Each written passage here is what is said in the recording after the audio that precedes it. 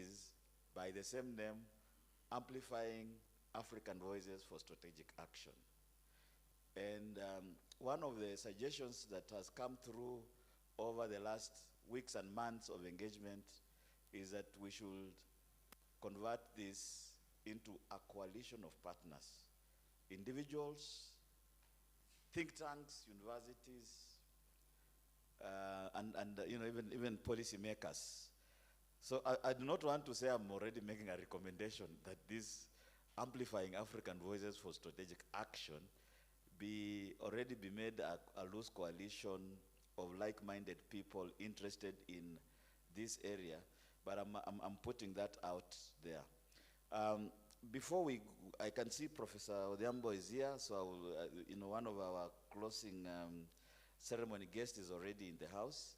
I'll now open it to colleagues to just in a few minutes, like less than 10 minutes, share with us their thoughts on what can be recommended, because we want to go into December, into January 2025 and the years to come. Along the lines of research and publication, along the line of pedagogy and teaching and producing the next generation of scholars, along the lines of what Professor Ogangu was mentioning, which is policy formulation, policy implementation at national, regional, and global levels, along the lines of public engagement. I think as we had, and as we had in various sessions, some of us might be scholars given to jargon and high-flown theoretical assumptions, but we want to see how this initiative also percolates down to the average Kenyan, the average Tanzanian, the average African. And lastly, things to do the whole area of advocacy, you know, on key issues at the global, Africa, Rex, and national level. I think we'll start with, I can see a hand there, Dr. John Mahasi can't wait. He's sitting on the edge of his seat. All I will do now, he's been a moderator, so I'll try to manage his time. So two minutes. No, Doc, you have overmanaged me, but I'll manage myself this time. Okay. Very quickly, I'll give one or two quick recommendations based on what I feel is the reality of what we face. The first thing, for African voices to be audible, and I need to look at the semantics of the word even before I go into the recommendation. There was a panel earlier that seemed to talk of an African voice. It does not exist. We are talking of African voices across the continent, across the globe, and how those voices can shape global discourse. So it's not like we are appointing an official spokesperson on behalf of Africa, but we are saying African voices must be heard. Now, Sandra, I'm about to break your heart. I see the smile on your face, but I'm about to break your heart. To be able to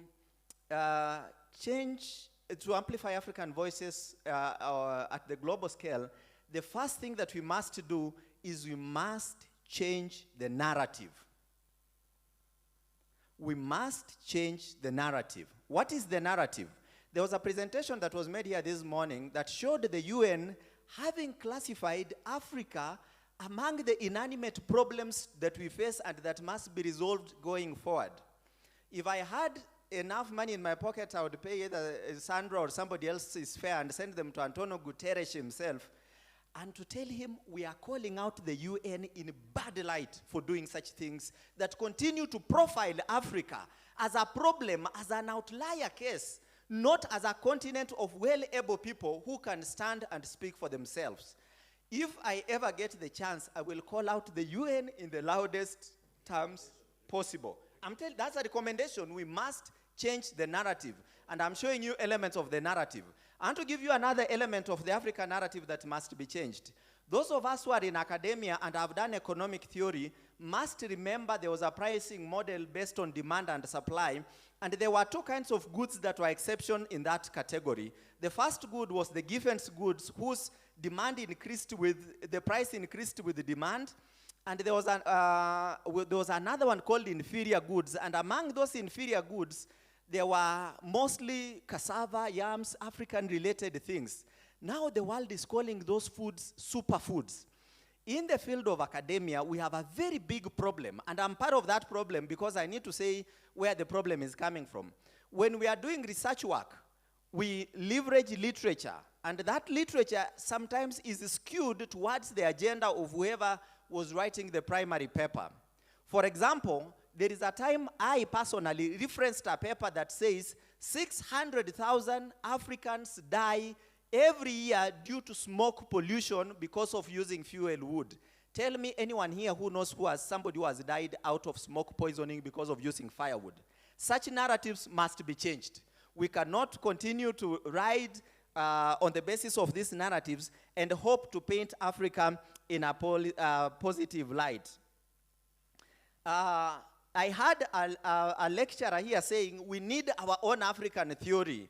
And it reminds me of a clip in a movie called Pearl Harbor, where the president stands and looks at his men and says, I cannot take it when I see the defeat in the eyes of my countrymen. Now, if the men of academia are sitting here to tell us we need theories on African-related theories, we're supposed to generate those theories, if not the academic world itself. These are the things we need to change. We need to develop solutions. We cannot speak as though there is a third party who will provide these solutions for Africa. Very quickly, and I'm about to finish, my brother. We must fall in love with ourselves as the developing world, or as Africa, or global south, whatever word we want to use, before we can become attractive to the world. We cannot keep on importing toothpicks. We have to develop our own industries to produce our own goods, consume our own goods, and market our own goods at the global scale. Lastly, he has spoken of a loose secretariat. What words did you use, Dr. A loose coalition. There is no institutional framework called a loose coalition.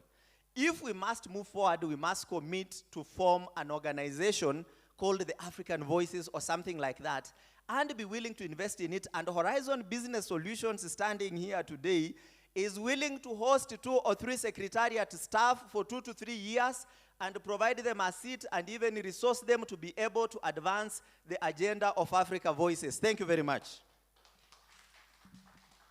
Yeah, no, I think, thank you. I think another round of applause for him because he has moved from theory to practice, so which is basically known as praxis. We'll hold him account because he said, so I can see my colleague Mandira Bangwedin is smiling. You now have 3 researchers who will be based at Horizon Global. So if you want to collect data or for them to help you organize the data, or Professor Kadiagala, if you want to develop graphs and charts, we have a commitment there. Not what? You're not paying dollars. But I think my role, before I get lost, is recommendations. Anybody else? I know that Dr. Kawezi was here somewhere. He wanted to make a suggestion. Anybody else want to make recommendation, ideas from all these 2 days of talking in terms of the tangible action that we can take? I can pinpoint out my old friend whom I was happy to suddenly meet again, Gilda Odera. Odero, I'm sure you have something to say in terms of recommendation. And I think once we take 1 or 2 more, we'll go towards closure. Amandine, your hand is also up. Peter, your hand is up. I'm glad you've ambushed me, but I'm glad you're talking about, or Dr. Mahasi has spoken about an organization.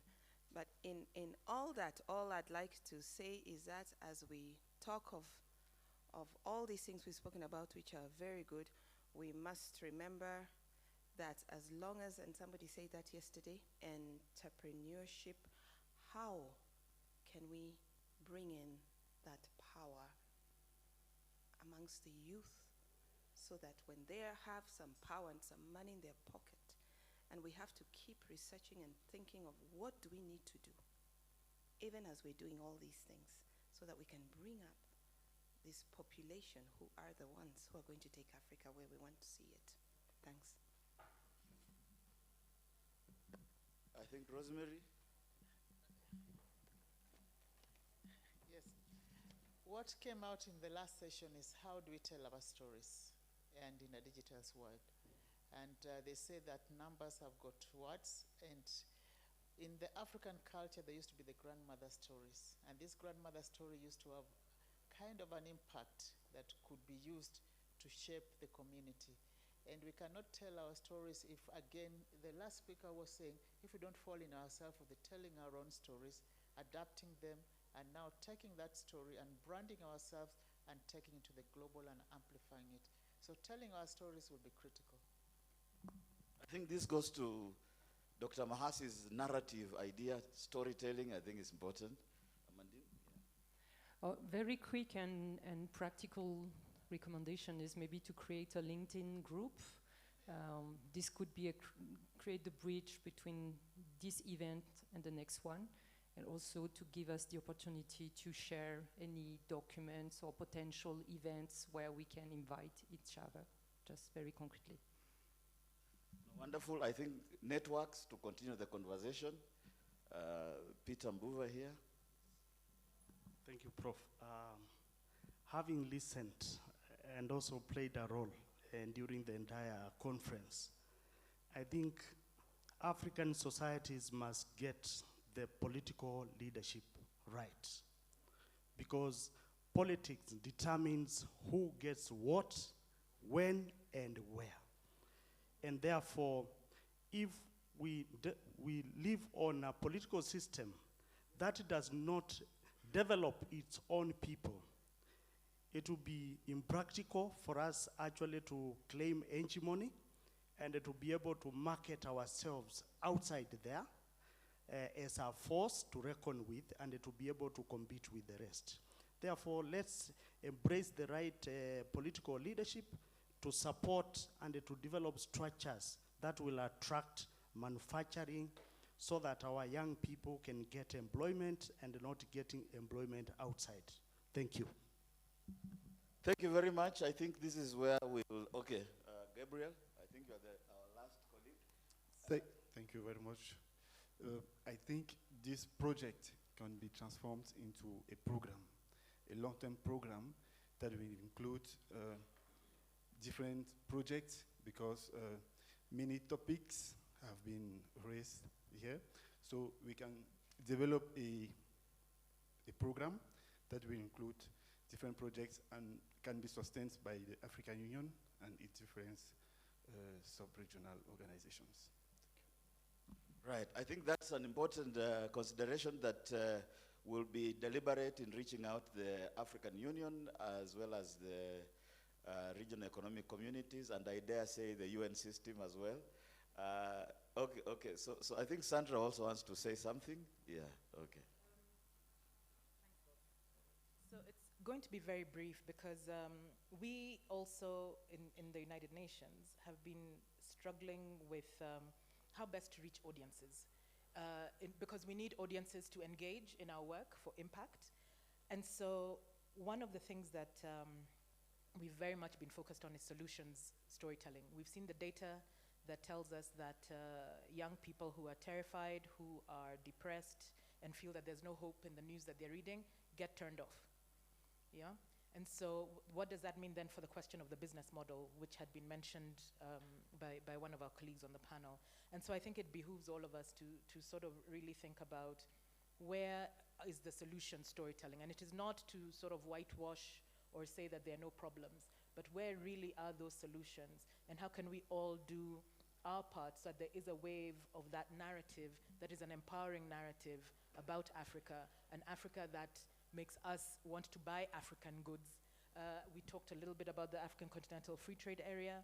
We only trade 17% amongst ourselves, more with people of the continent. And so how do you build value in Africa where we demand Africa as well, African-made goods, and have these storytelling that is about solutions and providing hope to people, because that's also the only way that we maintain our media audiences as well, which of course is very critical for our democracies. Right. No, okay, no, I think someone has started us off on a clapping spree.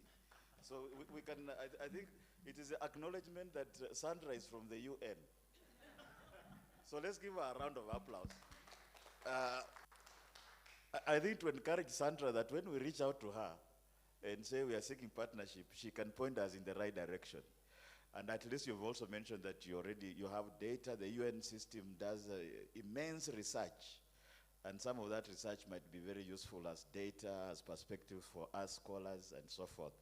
But I think without further ado, I would like now to invite Her Excellency Hilda Suka Mafutse, who is the African Union Ambassador to the United States of America. She is joining us virtually from Washington, D.C. I hope the technology works. I know on some occasions we have struggled. So the tech people, I think, we may ask Ambassador Suka Mafutse to unmute.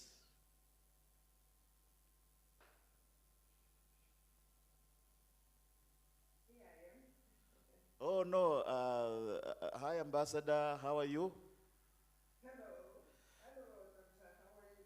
Very well, good to have you. I think in just one line, I'll say Ambassador Suka Mafutse is originally from Zimbabwe. He's a career diplomat.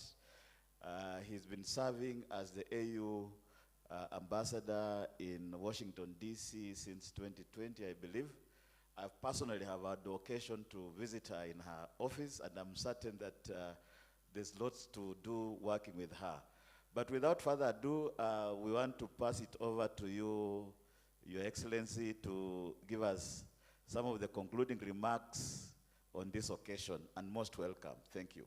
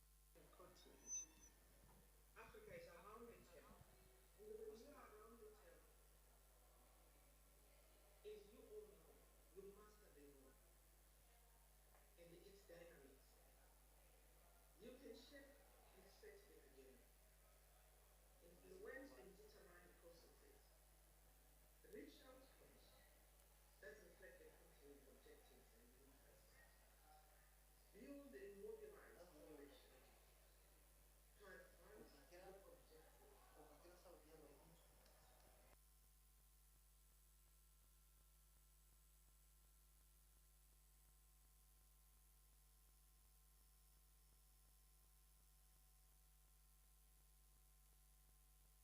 Allow me, I want to share one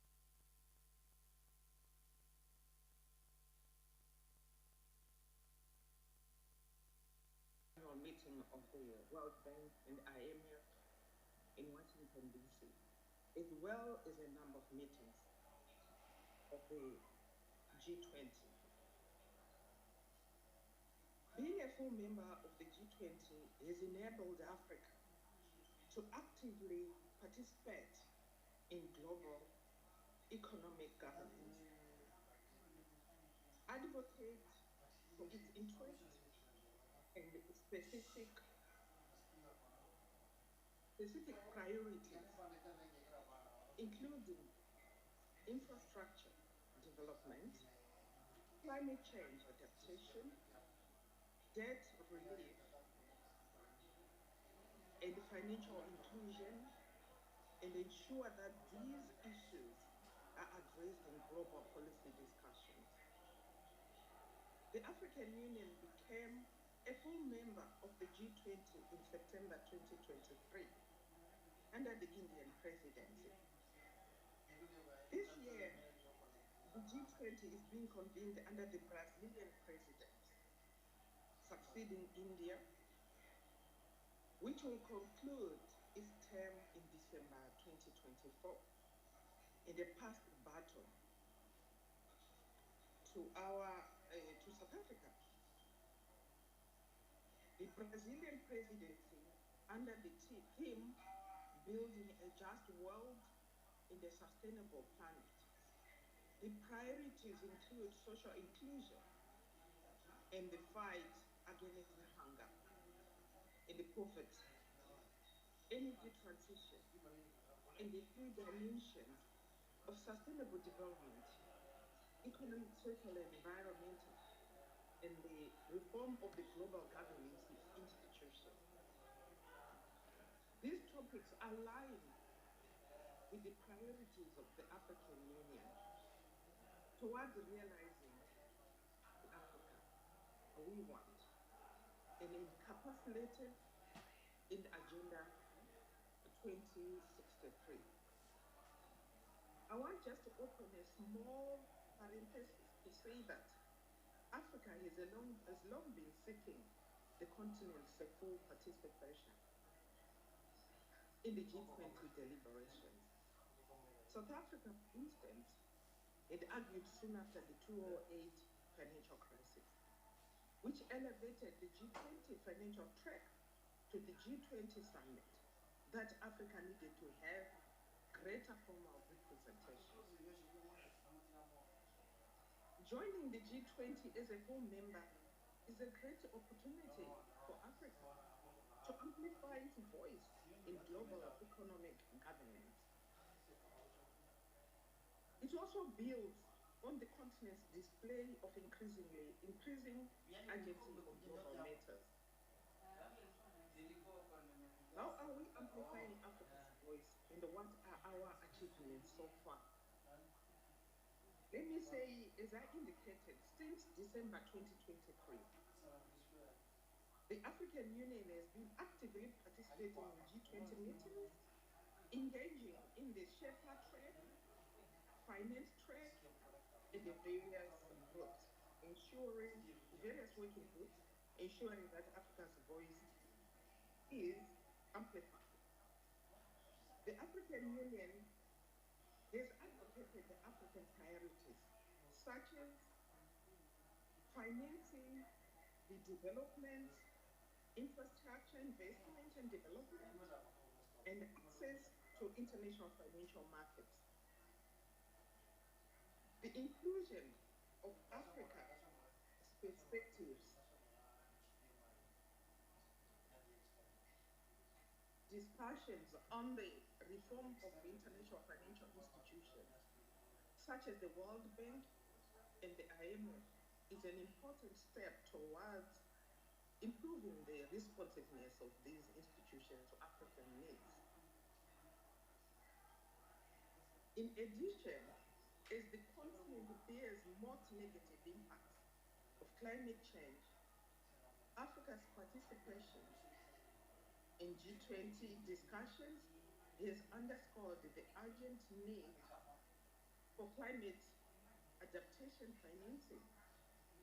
AU engagement has emphasized the urgent need for the G20's commitment to increase funding for climate resilient infrastructure in developing countries, particularly in Africa. Another issue of critical importance, the issue of debt relief and sustainability. As African countries have faced growing debt vulnerabilities in recent years, exacerbated by global economic shocks such as the COVID-19 pandemic and geopolitical tensions, the AU has successfully raised the issue of African debt relief in G20, advocating for more inclusive frameworks, such as the G20's common framework for debt treatment to be applied more effectively to African nations. Distinguished participants, the AU's participation in the G20 marks a pivotal opportunity to elevate Africa's role in global economic governance. By addressing current challenges and seizing strategic opportunities, the African Union is enhancing its influence in the G20 and ensure that the global policies better reflect Africa's development priorities. The AU continues to push for greater equity in the international system, with a focus on promoting inclusive growth and sustainable development and shared prosperity for all African nations. Strengthening of African multilateral development banks cannot be overemphasized to ensure that their capacity to provide concessional financing required to support inclusive growth and sustainable development. The journey thus far has been promising, but much remains to be done to ensure that Africa's voice continues to resonate and that our continent reaps the full benefits of its participation in the G20. To respond to one of the key questions that the participants in this conference have raised on how to reinforce our agency in the global arena and the multilateral system, I want to underscore that the African Union Commission, which is the operational arm of the Union, plays an important coordination and technical role that enables an effective participation that reflects the importance of regional organization in the multilateral system.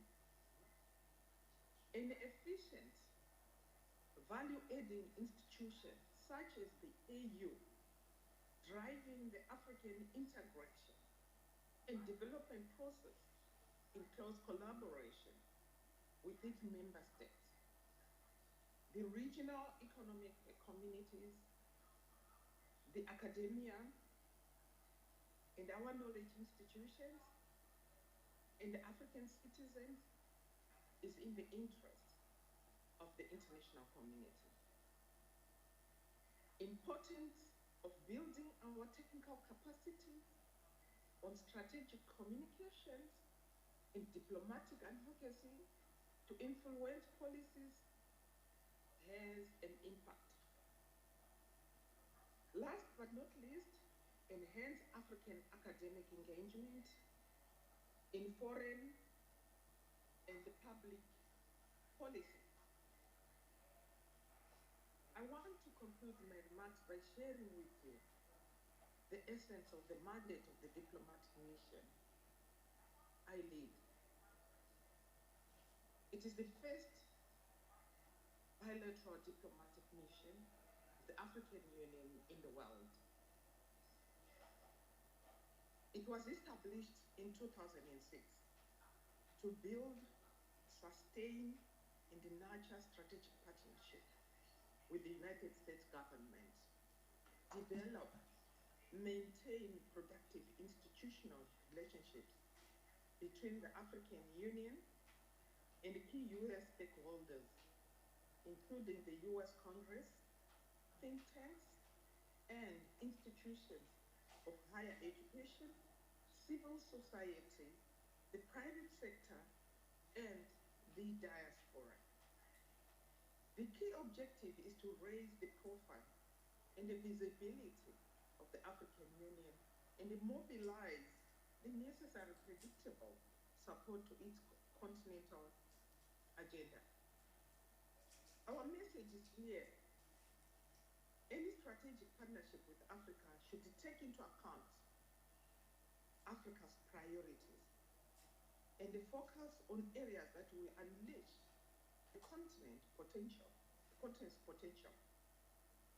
Investment in people, industrialization, intra-Africa trade, regional integration, infrastructure development, and the areas in which U.S. partnerships with the Africa would help the continent to move forward. Human capital development, focusing on higher education, science, research, acquisition of technology, and the innovation. I look forward to building with you on this initiative and broadening our collaboration to other promising areas. I thank you.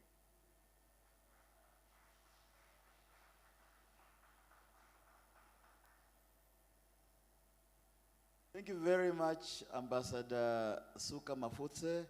I think you've given us quite some bases, some issues, some themes around which to reflect on as we forge partnership with your office and with the African Union Commission more broadly as we go forward. I suppose at this point in time, we are past the point where academia used to be adversarial. I think in the days of Professor Kadiagala and Professor Moti here and Professor Odhiambo, you know, good academia was one that was critical against, you know, governments and so forth. Maybe there's still some room for that.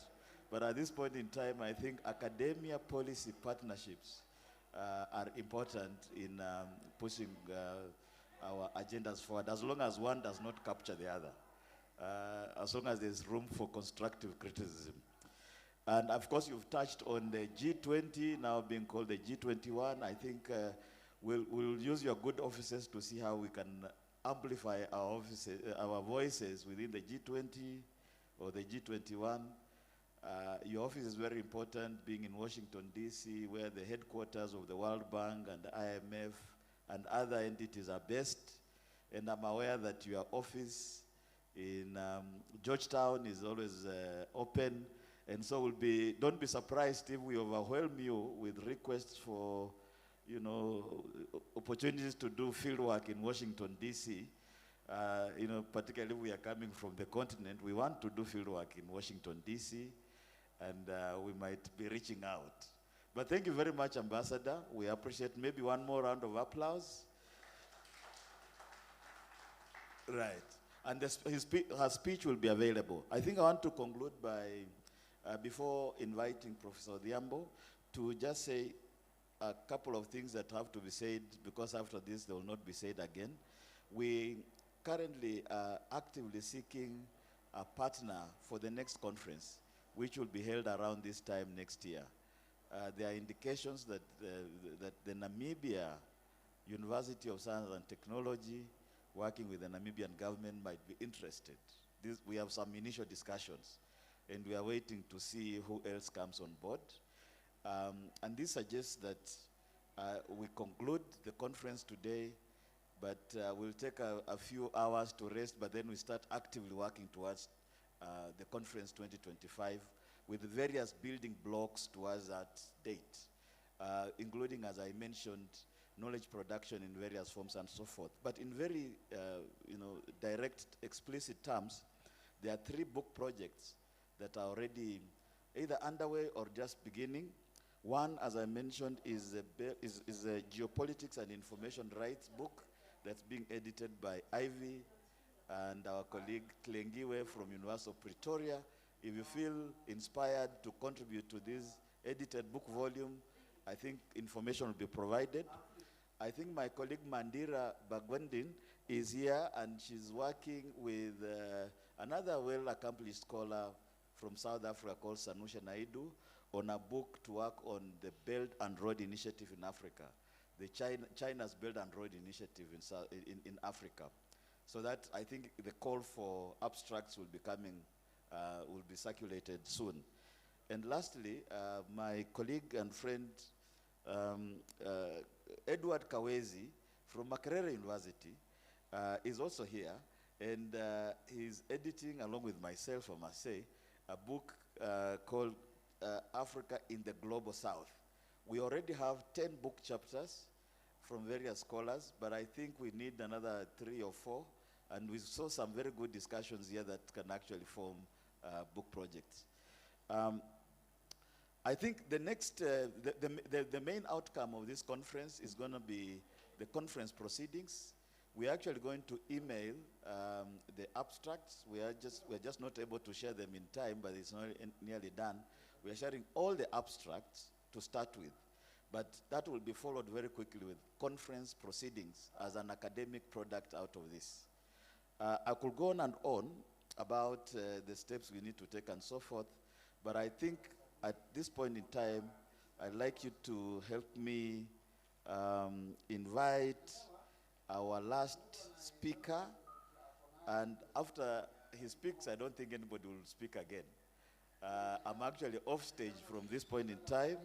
I'd like to invite Professor John Odhiambo, who is the president of Strathmore Academy for International Research Collaboration, to come and give us the closing remarks. And I can also mention that because I went to University of Nairobi, I know that Professor Odhiambo was in Chiromo campus, but he was a visionary who helped to set up this institution. I think we must give him a round of applause because... Thank you very much. Thank you, Bob, and greetings to all the participants. I am thoroughly inspired to be here. I am a mathematician by training, and we are thoroughly structured, so I benefit a lot by being where ideas are being cross-fertilized. So I'm very happy to have been given an opportunity at least to show up here, to be in a kind of a vibrant environment. And so thank you for inviting me. I didn't think I would be relevant in a situation like this, but from the ideas coming, I think it's worthwhile to be here and learn a lot of things as they happen. So thank you very much. The idea behind this conference is very inspiring, and it resonates quite almost entirely with my vision and approach to how we should deal with problems of development in Africa. In Africa, why? Because I'm an African, I understand those problems better, so my focus is there. But the development problems are obviously global. Yeah, you see, to solve real-life problems geared towards improving the quality of livelihood of people, livelihood of citizens, must involve a cross-section of approaches. It cannot be linear. It must be networked. And the networking and network approach being displayed here that I saw in the way the panels were organized, the roundtables were organized, and the outcomes discussed in the plenary, and also the general papers discussed in the plenary, displayed in a very interesting way the approach that I believe can contribute to seeking and finding and formulating solutions to problems of human development in Africa. Because we need a cross-section of ideas, we need a multifaceted approach. So that is very important. And as you now come to the end of this conference and are thinking of the plan or program of strategic action, obviously you can come up with very many resolutions. That's very, very important, that are pertinent. The themes that you based your panels and roundtables on are actually current. They are very, very important problems that experts and policymakers dealing with problems of governance and development are currently dealing with. Climate action, clean energy, energy transition, energy financing, climate, all these things are current and important. They are global, but we want to look at them from the perspective of Africa because we want to provide solutions that come from here, solutions that emanate and led by scientists, African scientists, obviously working with scientists from elsewhere, but we must play the lead. It's not enough for a professor of mathematics to work with a team under a problem and program that has been designed, well designed and very well financed from elsewhere, and you contribute your expertise there and you come up with wonderful solutions. It's better that a team of African scientists, and there are many prominent and good ones, very brilliant ones that are doing great things elsewhere, coming up with those ideas, suggesting how to solve them, seek partnerships with friends and colleagues from elsewhere, and work out those solutions and make them available to African communities. That is what we, African researchers and scientists, are called upon to do. Not to belong to large research groups that have a lot of funding, but you are not coming with African-bred, African-led, African-initiated initiatives. That's the first thing that I wanted to emphasize. This is, I'm an academic mosaic at the moment. So I'm telling you this based on my global experience. I have friends all over. My students are everywhere. There are good people there working all over the world, but I am here. And I'm very proud of them. I know what they can do. So I know what Kenyans in the diaspora can do. I know what Africans in the diaspora can do. Can we tap into this and proudly come up with our research formulations, research agenda, and formulate solutions. So obviously working with other partners, but we are leading. I wanted that to come out very clearly without mincing words. Now, obviously, as you work on the plan, the program of strategic action, you realize the role and importance of research evidence in actually characterizing whatever agenda you want to propose, agenda you want to carry forward, whether it's in the area of climate change, whether it is in the area of governance, agriculture, food security, or even African culture. This is critical to form a basis for our legitimate and forward-looking development, if you want to characterize that properly, research evidence is critical. And so the key thing I want to tell you that in working out the program of strategic action, this should be underpinned by research. So that the brilliant team that is behind this effort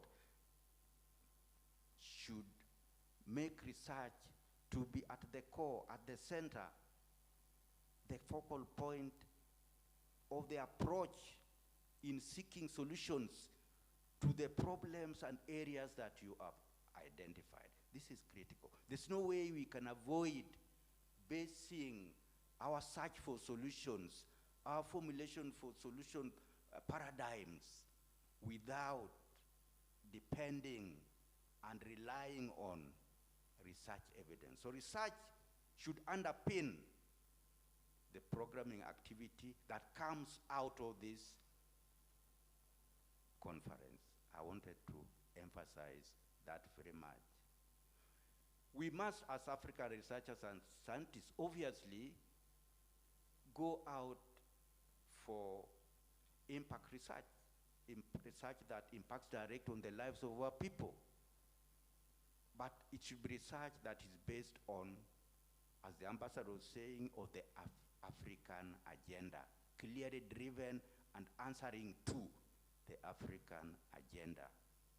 Without being in the second lane or the secondary lane, if we are solving African problems, African researchers and scientists must be in the forward lane, not in the secondary lane, the primary lane. That's critical. It's not so easy because we'll talk, you know, funding is obviously an issue. Yeah. Are we going to play second fiddle? That is what has to be corrected. If you're going to amplify African voices, one area that must be tackled is freeing us from the slavery of funding mechanisms that stop us from focusing on our problems. That is critical. It requires courage from brilliant leaders like you, research leaders, academic leaders, development leaders, and we have our people, you know, shining everywhere. Why can't we take courage and say this clearly? We are not saying it. We are playing second fiddle. Obviously, we don't ignore the importance of partnering. We don't ignore the importance of working together, you know, with other people in order to promote transboundary research that solve problems of Africa and problems of the world. But when it comes to African problems, we must play the leading role. That is critical. We obviously need to develop in a concerted way the next generation of researchers, scientists, develop experts in Africa, which requires that's one of thing that comes out from your discussions. But this needs to be structured in such a way that we can do it related to the Africa agenda, Agenda 2063 for the time being. So this is very, very important. So we should therefore promote networking with ourselves in Africa, but also with institutions and scholars outside Africa for the benefit of finding workable solutions for African problems, but also which have relevance to problems elsewhere outside Africa. Just to, as I complete, this kind of thinking has led Strathmore University to seek a response. How do we help to support and promote research that seeks to solve African problems, but based on a collaborative model that recognizes the primary role of African scientists, but also the supporting role of partner institutions and partner scholars. So Strathmore has sponsored an international academy, an independent academy. It's not an institute within the university, but it operates outside the university, sponsored by the university, to create connections with organizations such as yours, to work together with partners from the north and the south, ourselves, to seek solutions of African problems that set us free, that help us to regain our independence when it comes to dealing with our African questions. And one of the strategic things we are doing is to set up, as part of this academy, a research endowment fund.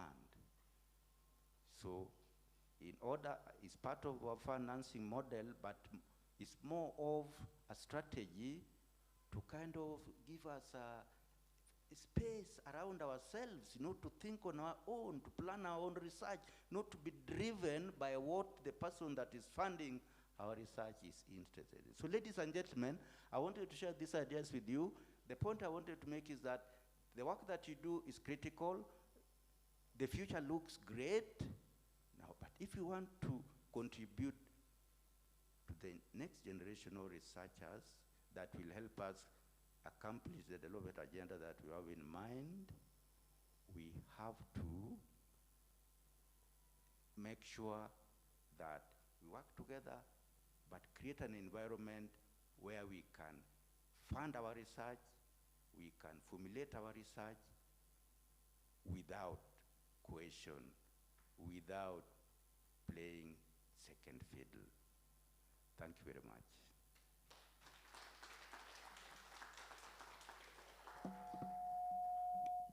Thank you very much, Professor Diambo. From Professor Diambo's delivery, you can tell that he has been around. He doesn't need any notes to refer to organize his thoughts.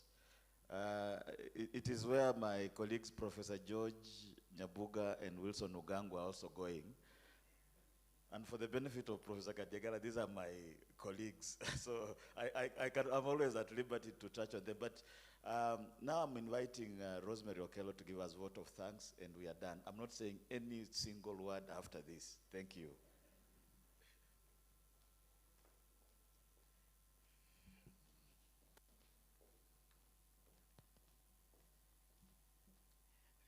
Thank you, Dr.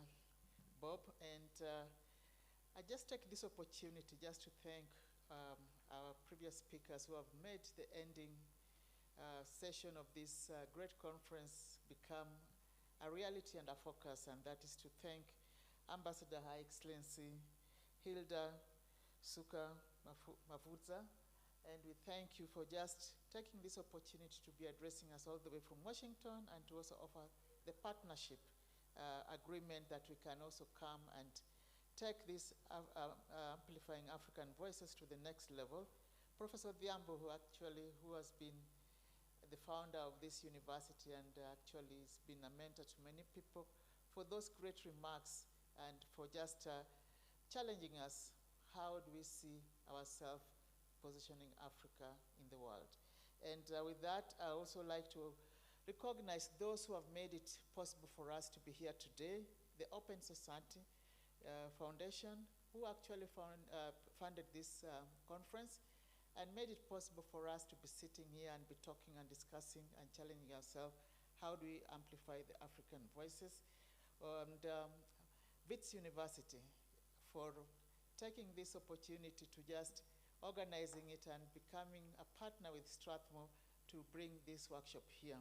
Other partners I'd like to recognize is Africa Center for Strategic Studies, USC, University of Southern California, IRSK, and FIU under the Jackson and Gordon Institute of Public Policy, the Public Center for the Study of United States, University of Nairobi, Center for Human Rights, University of Pretoria, and SSRC, African Center for Howard University, and Southern Center for Inequality Studies, and of course, Institute of Security Studies, Horizon Global, that also even challenges us to be partner and is offering space for us to actually go to the next level. And UN, under the Susan, who came here to say, we are here and we can take this to the next level and make it SDG agenda. And of course, Strathmore University for hosting us for the last 2 days. We thank you and all the participants who have made it possible. Without you, this conference could have not been possible. We are grateful for taking this opportunity to be with us and also to just interact and to expand these amplifying African voices to the next level. And with that, I say thank you and have a pleasant evening. And I know Bob said he won't say anything, but I know he sent an email that he has something. What was it, Bob, for the participants, taking them somewhere? And I won't talk about it because he's the one who has the message. Thank you. Welcome.